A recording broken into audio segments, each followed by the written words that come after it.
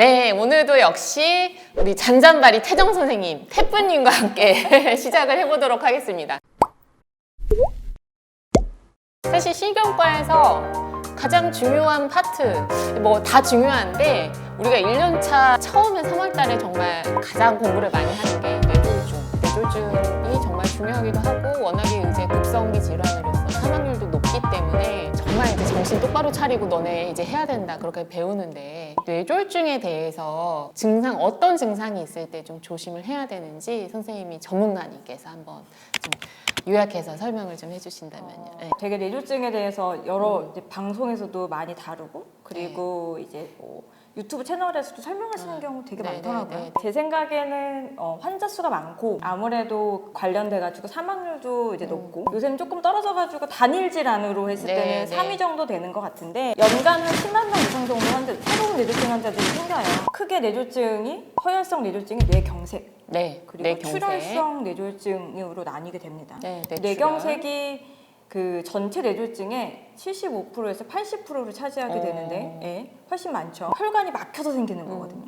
혈관이 뭐 이런데 우리 뭐 이런데 조그만 혈관 막히면 괜찮지 않아? 전혀 그게 아니고 뇌는 에너지를 못 만들고 그리고 저장을 못 해요. 뇌는 계속 그 혈액순환, 피가 계속 공급이 돼야지만 살아갈 수 있는 기관이기 때문에 혈관이 딱 막혀버리면 그게 큰 혈관이든 작은 혈관이든 그걸로 먹고 사는 뇌세포들은 1분에 200만 개씩 죽어나가요. 그게 이제 뇌경색이고 뇌출혈 같은 경우에는 크게 이제 3가지 정도로 나뉠 수가 있는데 이제 가장 그 뇌출혈 중에서 많이 차지하는 게 대뇌출혈, 지주막하 출혈, 경막하 출혈이라 그래가지고 머리 여기 조직하고 뼈 사이에 있는 혈관이 좀 문제가 생기는 경우가 있는데 그러한 위치에 따라서 뇌출혈로 나뉘게 되는데 이러한 것들은 한 15%에서 20% 정도가 보통 뇌출혈입니다. 그래서 뇌경색과 뇌출혈로 나뉠 수가 있는데 급성기 치료가 양쪽 다 굉장히 중요해요. 뭐 다 중요한데 일단은 급하게 막힌 혈관을 뚫어야지 잘 살 수 있는 부분이 이제 뇌경색이다 보니까 그런 환자가 많다가 보니까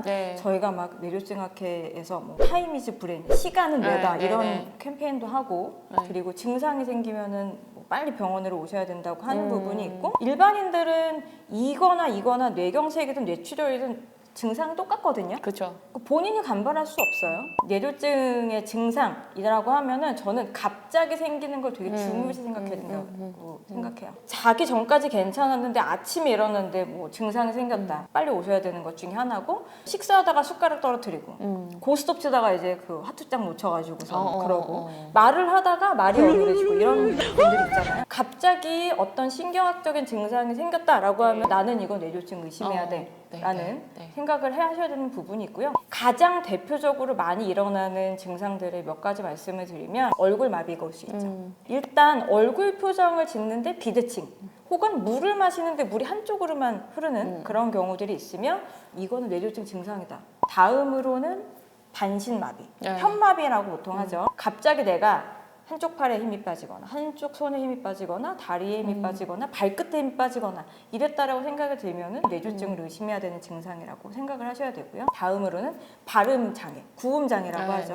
이런 증상을 가지시는 분들이 전체 뇌졸중 환자의 한 80% 이상이 돼요. 그럴 경우에는 빨리 응급실에 오셔야 되는데 이제 어떤 뇌졸중인지 환자분들이 그거를 걱정하실 필요는 전혀 없어요. 증상이 생기면 지체 없이 하고서는 이제 빨리 오실 수 있도록 하는 게 저는 가장 중요한 것 같고요. 뇌졸중 생겼는데 한참 기다렸다가 치매 안심센터로 오는 경우 되게 많거든요. 말이 잘 안 통해서 우리 어머니가 치매 걸렸구나 하면서 한 달 후에 예약이 잡히는 치매 안심센터로 오시면 뇌졸중이었는데 이렇게 치료 시기를 놓치는 경우가 또 있어서 진단은 전문가한테 좀 맡기면 좋겠다는 생각입니다. 요즘에 이제 뇌졸중 인증센터에 대한 얘기가 많이 나오고 있는데 일반인들 입장에서는 인증이 뭐가 왜 중요하다는 건지 모를 수가 있거든요. 인증센터를 잘 알고 거기를 이용해야 되는 이유가 따로 있을까요? 아까 말씀드렸던 것처럼 초기 치료가 되게 중요하다고 말씀드렸잖아요. 그렇게 뇌졸중 환자를 적절하게